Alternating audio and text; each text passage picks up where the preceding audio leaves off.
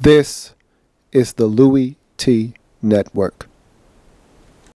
In the Lab Room.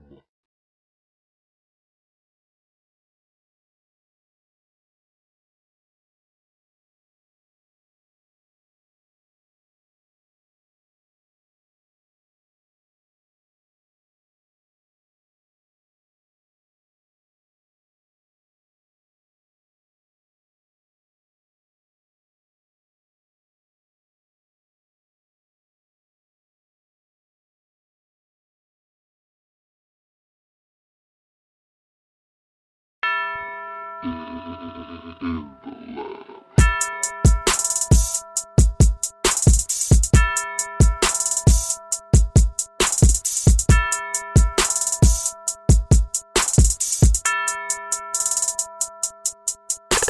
See, first come the preseason, and I don't take a day off. And then my team was 6-10, and we ain't smell the playoffs. Yeah, I seen the Super Bowl, but I heard they display balls. A lot of teams had injuries. Sam Bradford had to take off. Go hard in the offseason, but you don't know the half. Before you know, we gon' look up, and we ready for the draft. They dressed up in that suit tie, and I don't know how to act. They waiting, so patient, so they can put on that hat. Who else could it be? But your man Luke. Okay, so when she asks you where you was at, you tell her you in the lab room. Who else could it be? Who? But your man Luke. Okay, so when she asks where you was at, you can tell her you was in the lab room. Yeah. In the Lab Room. Who else could it be? Me. Your man. Louie T. Welcome. You are in the lab room. I, of course, am your host, Lou. Thank you for joining me on the 6th installment of the In the Lab Room Draft Podcast Series. Wall-to-wall coverage of all things NFL Draft. We've been talking free agency, just anything NFL in general.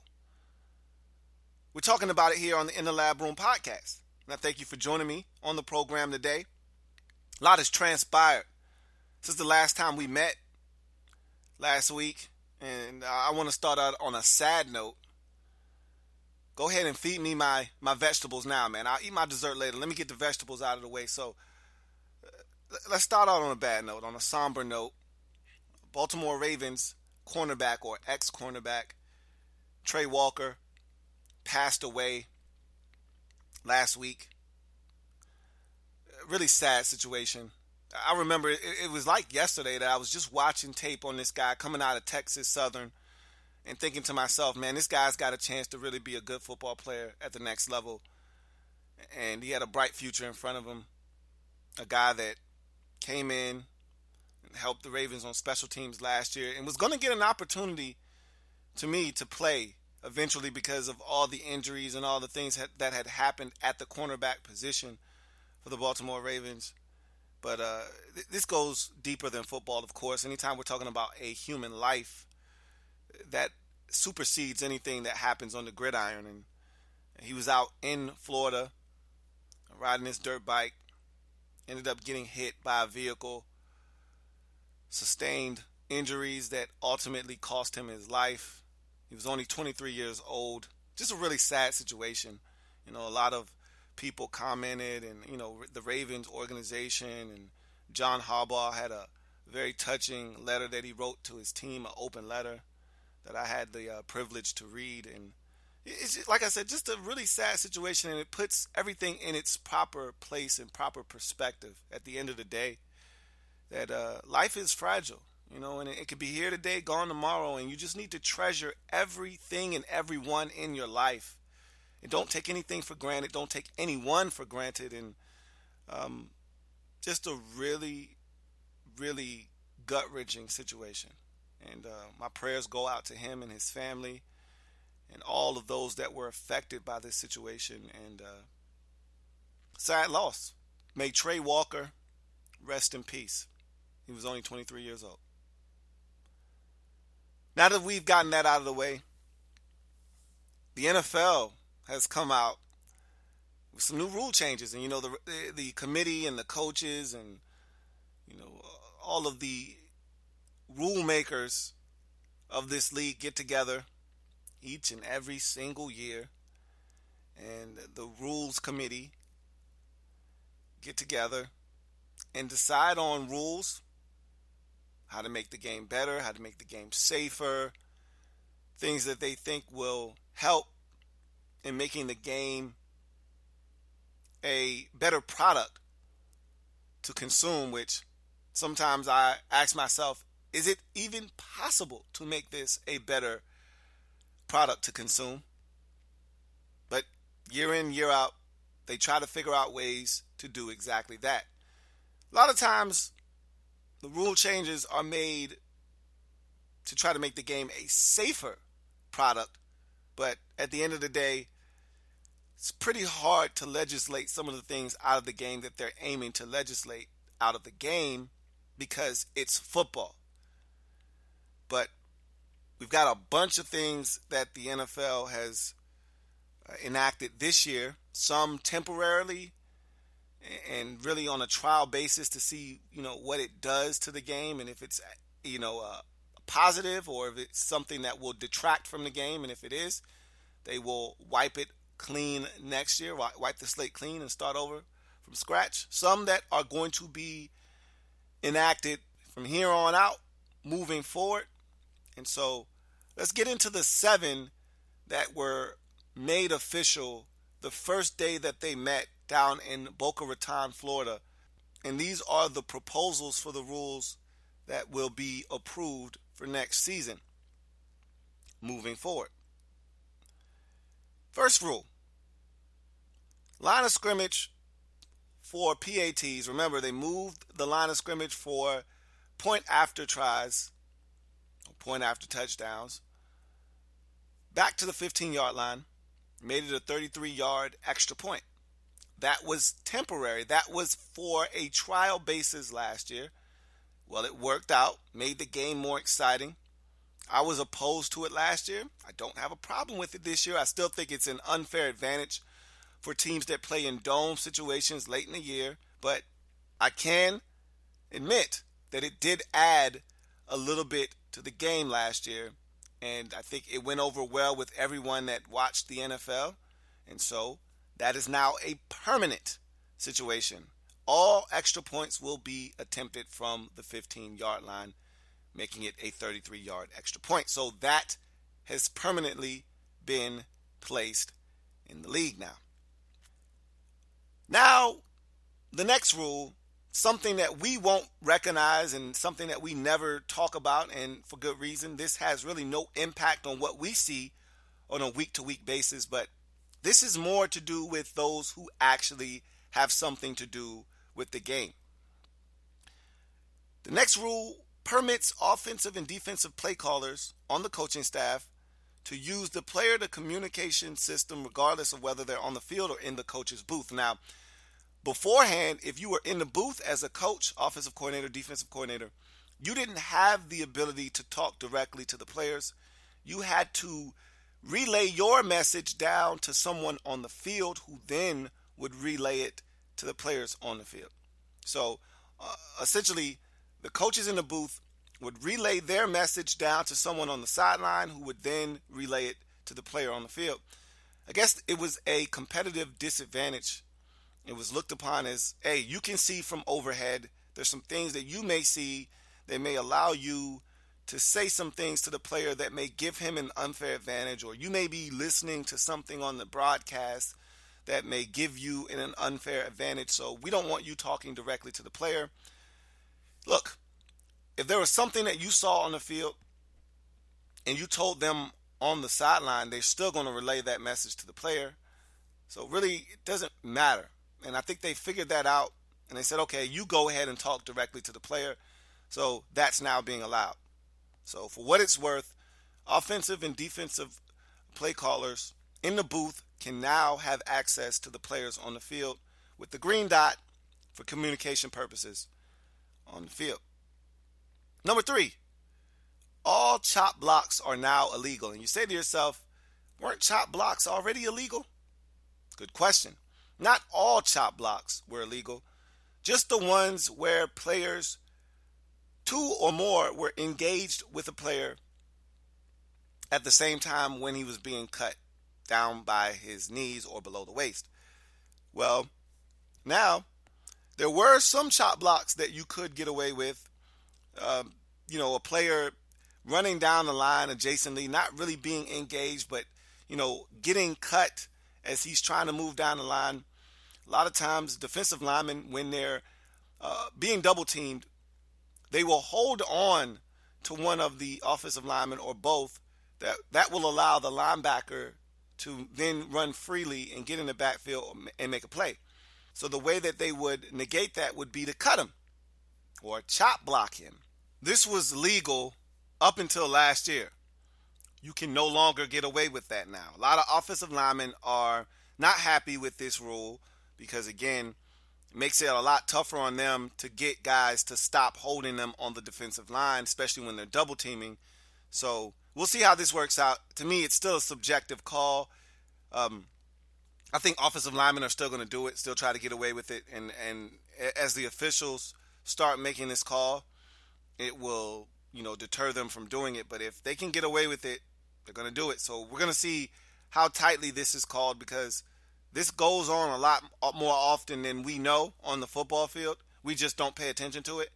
Now I think this is going to bring a little bit of attention to it. So we'll see how this is called moving forward. The next rule that was passed, it expands the horse collar rule to the nameplate on the jersey and up. So before it was inside the back of the jersey. Remember, it was a big deal that you had to actually physically get inside the jersey to make it a horse collar tackle. Well, now you don't have to actually get inside the jersey. If you grab a guy up by his nameplate and yank him down, that is also now enforced as a horse collar tackle, and you will be flagged for that moving forward. So that's another little subtle change, but one that we'll see called on Sundays. Next rule that was passed. It's a delay of game now when a team attempts to call a timeout when they cannot do so. You rarely see this happen, but it may happen a little bit more often than you know. A team may not have any more timeouts available, but yet they're calling timeout. Before, it may not have been a penalty. It is now. It may be a situation where you can't call a timeout and they try to call a timeout. They're going to be flagged for delay of game. That could be important in situations where maybe you're kicking a 54-yard field goal and someone tries to call a timeout and you don't have another timeout. And now all of a sudden a 54-yard attempt becomes a 59-yard attempt and now you have to punt the football. I don't see this one really impacting the game very often, but it was something that the players or the rules committee thought was an issue, so it's now a rule. This one is interesting. This next rule is interesting. Eliminates the 5-yard penalty for an eligible receiver illegally touching a forward pass after being out of bounds and reestablishing himself in bounds, and it makes it a loss of downs. So let me put this in layman's terms for you. You know how when a guy gets forced out of bounds on a play or he runs out of bounds on his own as a receiver and then comes in bounds and catches the football and is the first to touch it, official throws his hat on the ground, which means he went out of bounds, and if he then touches the football, it now becomes a flag. So what it used to be was a 5-yard penalty and you'd get the down over. So let's say it's 2nd and 7, receiver runs out of bounds, comes back in, catches a 13-yard pass for a first down. Well, of course, it's a penalty, and instead of it being 3rd and 7, a loss of down, or 3rd and 12 with a 5-yard penalty attached and loss of down, it used to be just a 5-yard penalty and you get the down over. So there really wasn't a huge penalty on the team per se because you would still get the down over. So it would be 2nd and 12 with a 5-yard penalty for the infraction, but you would still get the down over, which teams would say, hey, it was worth it. If the official caught it, we'd move back 5 yards, but we wouldn't be hurt by losing a down. Well, that's no longer the case. You're going to lose the down instead of 5 yards. So essentially, it's like a intentional grounding penalty, but without the yardage loss. So it's going to hurt the offensive team more if you commit this penalty because you're losing a down. If it's 3rd and 7 or 3rd and 4 and you commit this penalty, it's now going to be fourth down instead of you getting the down over. So I like this rule because it penalizes the offensive team for doing something that they have no business doing. And so instead of you just losing 5 yards and getting that down over again, now that down is going to be wiped away and you're going to be taxed a down for catching a pass coming out of bounds illegally. So I like that rule. Finally, the last rule that was passed on the first day of the Rules Committee meeting, it eliminates multiple spots of enforcement for a double foul after change of possession.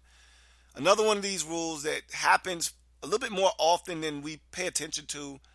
Say you get a punt return and you get multiple infractions. They spot the ball and then they move it back and then they move it again. Instead of them doing all of that, they'll just move it back one time. So not a big deal, but again, something that will probably speed up the game a little bit and make it a lot easier for officials to spot the football after a change of possession and multiple fouls take place. So those rule changes, you say, okay, not bad.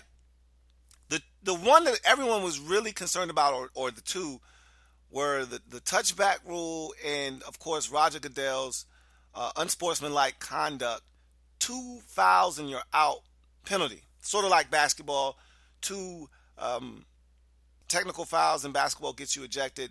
He was looking to do the same with unsportsmanlike conduct penalties in the NFL. Wasn't really a fan of the rule. Richard Sherman came out, voiced his opinion, but he kind of misinterpreted the rule a little bit and talked about personal foul penalties, which could be a helmet-to-helmet contact or roughing the passer or a horse collar, which that doesn't include unsportsmanlike conduct penalties. Okay, we're not talking about personal foul penalties. We're talking about specifically unsportsmanlike conduct penalties, the kind you get when you do something outside of a football action. Those were tabled. So when I hear the word tabled, when I hear about these discussions, I'm thinking they'll come back and discuss that at a later date, not actually this year. Well, they tabled those two, and of course the other being the touchback rule, moving the ball out from the 20 to the 25-yard line on a touchback. Well, they actually came back the very next day and passed both of those rules on a trial basis, which was odd because once I hear tabled, I'm thinking that this is going to be for a meeting way down the road, maybe next year, year after that, something like that. Well, no. They came back the very next day. They discussed it. After these rules were met with extreme opposition, especially the unsportsmanlike conduct 2 and you're out rule, they came back and passed it the very next day. And it's going to be on a trial basis. So they're going to try it in the 2016 season, the upcoming NFL season, much like they did with the extra point last year. If it works out well, they're going to make it a full-term rule, something that will be enforced moving forward. Let's talk about these two quickly and then move on to the gym drop-in session. So essentially what the touchback rule is instead of, and it's pretty self-explanatory, pretty easy, instead of the ball coming out to the 20 on a touchback, it's now coming out to the 25. All this is essentially a deterrent for teams to bring the football out. They're really trying to legislate one of the most physical parts of the game, which is the kickoff. And look, either you're going to have kickoffs or you're not. They're really doing everything in their power to really have no incentive to return the football out of the end zone. So to me, I hate this rule because it's already tough enough on NFL defenses as it is. All the rule changes have been geared towards helping the offense out. You're just undercutting the defense even more. The NFL loves when teams score points. The NFL loves when there aren't kick returns. And so, to me, they get the best of both worlds with this rule. I know it's only 5 yards, but it's already easy enough for NFL offenses. It's already hard enough for NFL defenses to shorten the amount of distance that they have to travel to complete a touchdown after a kickoff. Just makes it that much harder. And look, you may think that this isn't a big rule for defenses, but it is because getting a 3 and out from the 20 is a big deal. It's a really big deal because it forces the team to have to punt the football from literally right around their own end zone. You punt from the 25, and it's not that big of a deal. I mean, 5 yards is a huge deal in the National Football League. Every yard is a huge deal in the National Football League. So to add 5 yards to a kickoff, to a play that really doesn't even happen, to me it's very frustrating, and I'm pretty sure defenses aren't going to be happy with this rule change either, but it is what it is. But the bigger fish to fry here is the 2 unsportsmanlike conduct penalties and you're ejected rule that will be on a trial basis in 2016. I don't have a problem with this rule per se, but it's such a finite line in the league when guys get personal foul penalties for unsportsmanlike conduct. You don't know what happened. A lot of times the officials only see the second party involved. So while I get it, I don't necessarily love it, but I don't think it's going to have that big of an impact or bearing on the game. I mean, how often is it that a guy gets multiple unsportsmanlike conduct penalties in a game? If you're a head case, maybe. If you're a keep to leave type, one of those guys, I can see you getting 2 unsportsmanlike conduct penalties in a game and getting tossed. But most rational and sane players on the football field, they're not going to get 2 of those in one game. But this is the thing. In the NBA, officials understand that a guy has a technical foul because they've been doing this for a long time. And they are very hesitant to give out that second technical. You really got to go overboard and step over the line to get your second technical and get tossed from a basketball game. These officials aren't used to doing this.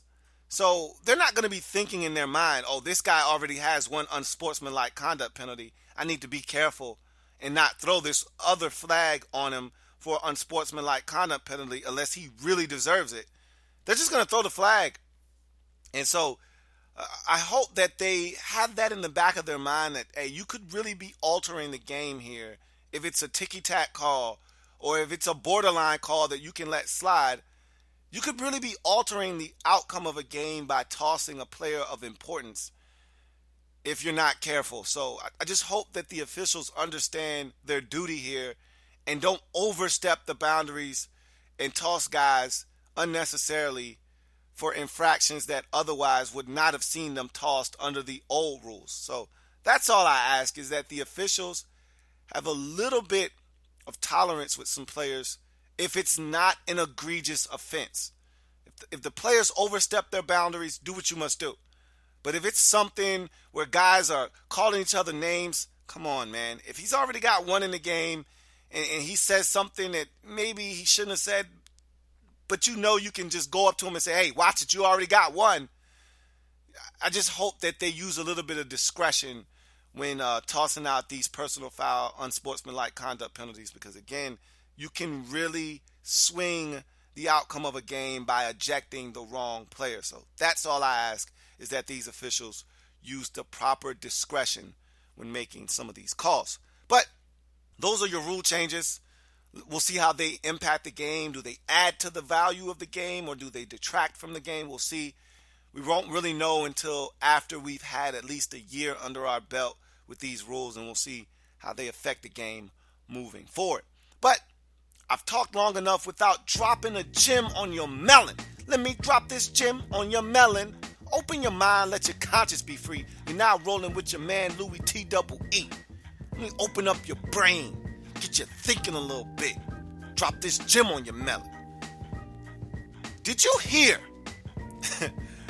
what our good old buddy, the Chipster, Chip Kelly, reportedly offered up to the Tennessee Titans last year leading up to the draft in pursuit of his boy, Double M, Marcus Mariota? Did you hear what the King's ransom was that he was offering up to the Tennessee Titans? Let me drop this gem on your melon, because this one blew my mind, because we knew that Chip Kelly, I did so many videos, I talked extensively last year leading up to the draft about how Chip Kelly was going to go up and get his boy Marcus Mariota. He wanted him in the worst way. Might still be in Philadelphia right now if he got his boy. Listen to what he was willing to give up.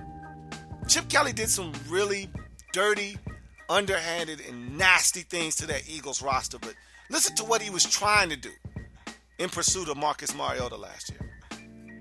To hear the rest of this podcast and more, go to the website louietnetwork.com, or you can find this podcast and more on iTunes or Stitcher.